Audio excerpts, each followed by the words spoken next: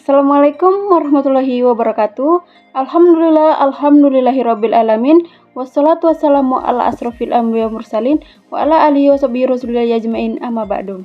Yang kami hormati Ibu Eva Florentina Kusuma Wardani SKM MEPIT selaku dosen pengampu mata kuliah Biomedik 2. Di sini kami ingin mempresentasikan tugas kelompok kami yang berjudul gagal ginjal akut dan gagal ginjal kronik. Sebelum itu, saya selaku moderator izin memperkenalkan kelompok kami. Saya Tipane Arista dan kelompok saya terdiri dari Raujah Humaira, Rafita Permata, Sumiati, dan Aldona Jumara. Langsung saja masuk ke dalam materi yang pertama, yaitu pengertian gagal ginjal. Gagal ginjal adalah suatu penyakit di mana fungsi organ ginjal mengalami penurunan hingga akhirnya tidak lagi mampu bekerja sama sekali. Dalam hal penyaringan, pembuangan elektrolit tubuh, menjaga keseimbangan cairan dan zat kimia tubuh seperti sodium dan kalium yang ada di dalam darah, ataupun tidak dapat memproduksi urin. Gagal ginjal ada dua jenis, yaitu gagal ginjal akut dan gagal ginjal kronik. Selanjutnya yaitu anatomi ginjal. Anatomi ginjal terdiri dari medula, pelvis ginjal, korteks, arteri ginjal, vena ginjal, dan ureter. Baiklah, saya akan menjelaskan apa itu gagal ginjal akut. Gagal ginjal akut dapat didefinisikan sebagai turunan mendadak dari fungsi ginjal atau yang bersifat sementara, ditandai dengan peningkatan kadar kreatinin serum dan hasil metabolisme nitrogen serum, serta adanya ketidakmampuan ginjal untuk mengatur hematosis dan elektrolit. Selanjutnya itu ada tanda dan gejala dari gagal ginjal akut. Yang pertama itu berkurangnya produksi urin, mual dan muntah, nafsu makan berkurang, sesak nafas, tingginya tekanan darah. Selanjutnya itu ada mudah lelah, pembengkakan pada tungkai dan atau kaki akibat penumpukan cairan dalam tubuh, penurunan kesadaran dan nyeri pada punggung. Biologi dan klasifikasi gagal ginjal akut. Nah, gagal ginjal akut merupakan akibat dari berbagai keadaan yang menyebabkan berkurangnya aliran darah ke ginjal, penyumbatan aliran kemih setelah meninggalkan ginjal, trauma pada ginjal. Klasifikasi gagal ginjal akut dibagi menjadi beberapa bagian, yaitu gagal ginjal akut prerenal, gagal ginjal akut renal. Gagal ginjal akut renal itu terbagi menjadi dua, nekrosis tubular akut dan penyakit primer pada ginjal. Dan yang bagian terakhir adalah gagal ginjal akut postrenal. Mekanisme klinik. Manifestasi klinik gagal ginjal akut ada 8, diantaranya sebagai berikut. Yang pertama, haluan urin sedikit mengandung darah. Dan yang kedua, peningkatan BUN dan kreatinin. Yang ketiga, ada anemia. Keempat, hiperkalemia.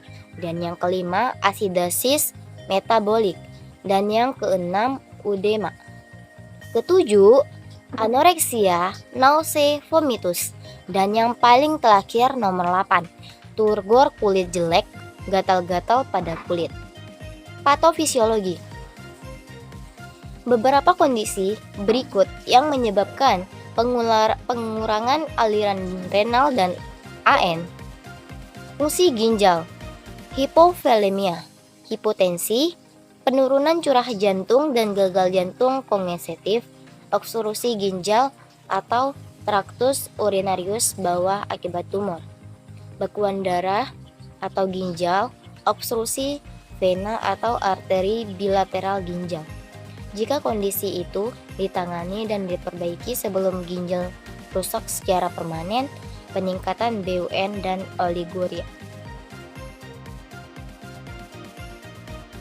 Gagal ginjal kronik atau GGK atau chronic kidney diseases adalah penurunan semua fal ginjal secara bertahap diikuti penimbunan sisa metabolisme protein dan gangguan keseimbangan cairan elektrolit.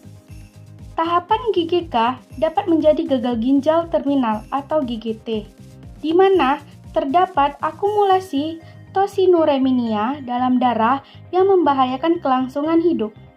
Tanda dan gejalanya adalah yang pertama mual dan muntah, yang kedua kehilangan selera makan, yang ketiga kelelahan dan kelemahan, yang keempat gangguan masalah tidur, yang kelima kram otot, yang keenam kulit kering dan gatal, yang ketujuh sesak napas akibat penumpukan cairan di paru-paru, dan yang kedelapan adanya kandungan darah pada urin.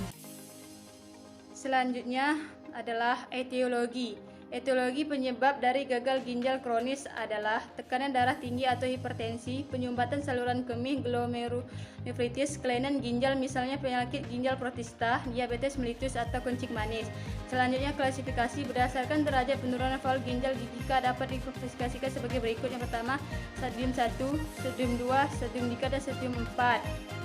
Selanjutnya manifestasi klinik gagal ginjal kronik adalah sebagai berikut: gangguan pada gangguan sistem hematologi dan kulit, gangguan sistem saraf dan otot, gangguan sistem kardiovaskular, gangguan sistem endokrin, patofisiologi.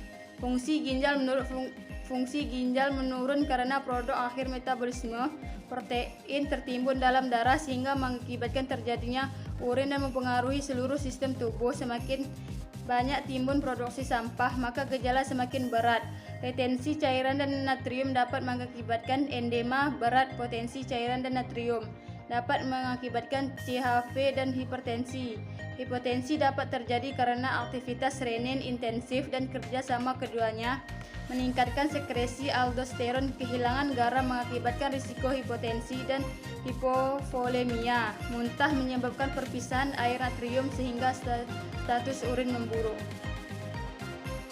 Baik, sekian presentasi dari kelompok kami. Jika ada kesalahan maupun kekurangan, mohon dibicarakan baik-baik, bukan malah pergi mencari yang lebih baik. Jika ingin ada yang ditanyakan, silahkan ditanyakan di bawah kolom komentar yang tersedia, karena lebih baik diungkapkan daripada dipendam. Wabillahi taufiq wal hidayah. Wassalamualaikum warahmatullahi wabarakatuh.